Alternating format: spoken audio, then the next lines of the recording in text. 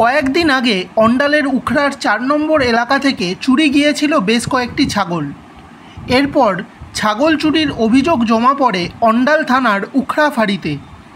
অভিযোগ পাওয়ার পরেই উখড়া ফাঁড়ির পুলিশ ছাগল চুরির সাথে যুক্ত চোরের সন্ধানে তদন্ত শুরু করে।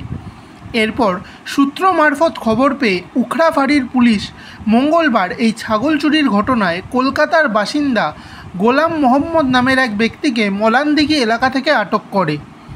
পরে তাকে গ্রেপ্তারও করা হয়। এরপর তাকে সেই দিনই তোলা হয় দুর্গাপুর মহকুমা আদালতে। আদালত ধৃত চোরের একদিনের পুলিশি হেফাজতের নির্দেশ দেন।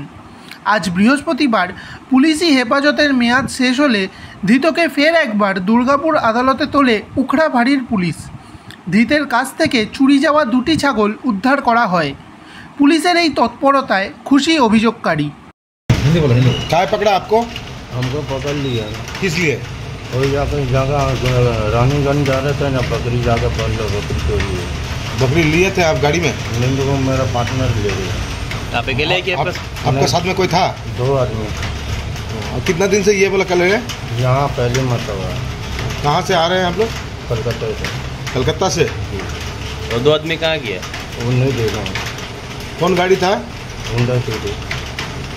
कलकत्ता कहाँ पर ही रहते हैं? खिजरपुर। क्या नाम है आपका? गुलाम मोहम्मद। कितना दिन से कर रहे सब? यहाँ से हम जाकर पहले मरतबा। Bureau report ANM news. আরও খবরের আপডেট পেতে সাবস্ক্রাইব করুন আমাদের ইউটিউব চ্যানেলটি আর বেল আইকনে ক্লিক করুন নোটিফিকেশনস পেতে।